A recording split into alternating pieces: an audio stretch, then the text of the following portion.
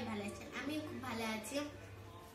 আর কিছুদিন পরে আমার বার্থডে, এর জন্য আমি, আমার বাবা, আমার বোন আর আমার মা মিলে নিচে গিয়েছিলাম বার্থডে কিছু কেনাকাটা করতে। আজকে তাই আপনাদেরকে শেয়ার করব। চলুন দেখে নেওয়া যাক। এই যে সবার ফার্স্টে আছে বেলুন, এই যে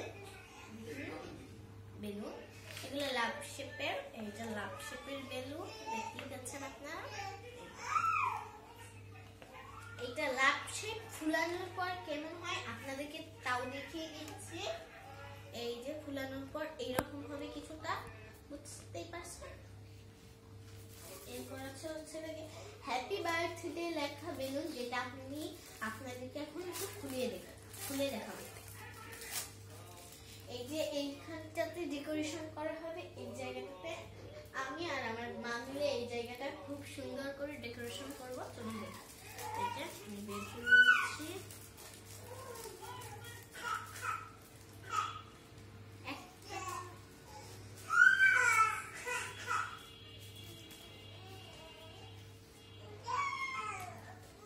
এটা হোয়াইট, দুইটা বের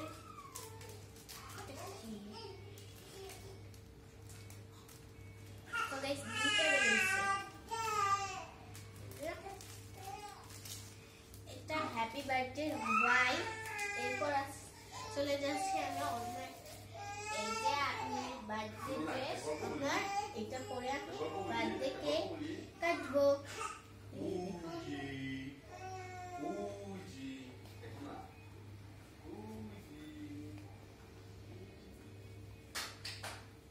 এখানে হাতার রশি, দুটা রশি। এখন মা একটা বিছানার চাদর কিনেছে, তা আপনাদেরকে দেখাবো। যেটা খুবই সুন্দর বিছানার চাদরটা, আপনাদেরকে দেখিয়ে নিই।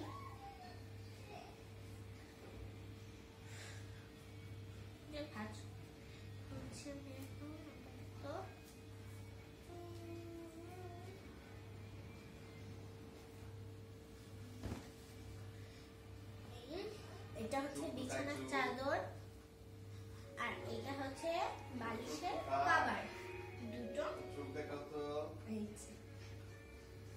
দুটো বালিশের কভার,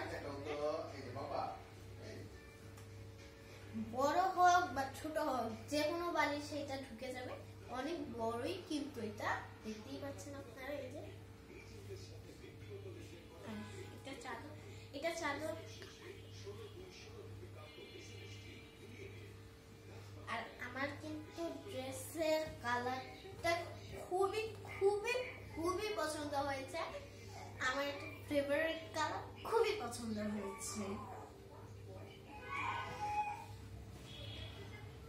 চাদরটা আপনাদের, আর আমার প্রত্যেক জন্মদিনে আমার দিদি বোনি দাদু থাকে, এবার থাকছে না, কারণ মির্জাপুরে আগে এসে থেকে গিয়েছে অনেক দিন, 3 মাসের মতো প্রায়, তাই আর আসেনি। আমরাও দুর্গা পূজায় গিয়েছি, তাই আর আসেনি।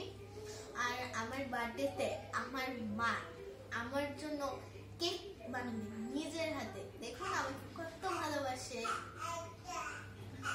এই আমার যেই দিন আমরা যখন কেকটা কাটবো গাইস, তখন আপনারা এখানে সাজানোটা গাইস দেখতে পারবেন, এত সুন্দর করে আমি সাজাবো, খুবই আপনাদের ভালো হবে।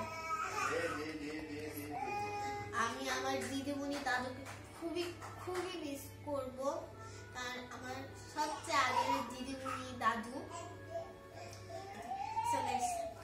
চ্যানেলটাকে সাবস্ক্রাইব, কমেন্ট এবং লাইক করতে ভুলবেন না। So guys